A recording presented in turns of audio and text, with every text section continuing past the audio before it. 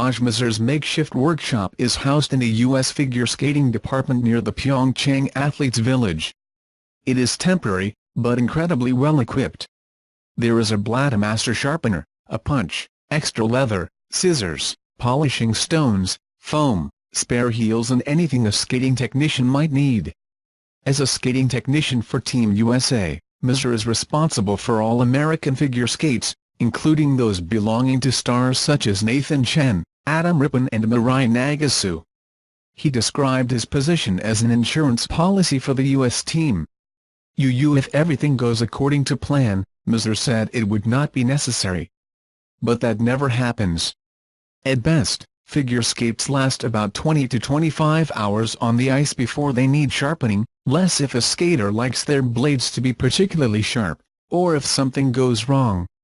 During the regular season that is generally not a problem.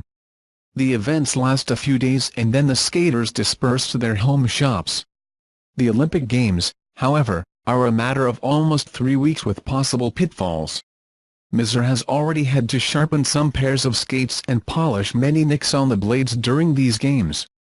Earlier this week, one of the American skaters did not say who had a skate heel separate from his boot. He also arranged that. Unlike other winter sports, such as skiing, the idea of a dedicated technician is relatively new in figure skating. It came up at a conference before the 2010 Vancouver Olympics, when American coach Evan Lysacek asked why there was not one available. Figure skating in the United States agreed that there was a gap and, in 10 minutes, he had found a skating technician named Mike Cunningham to fill the position. The decision proved prophetic, since the Lysacek blades were damaged during the games and needed to be repaired. He went on to win gold.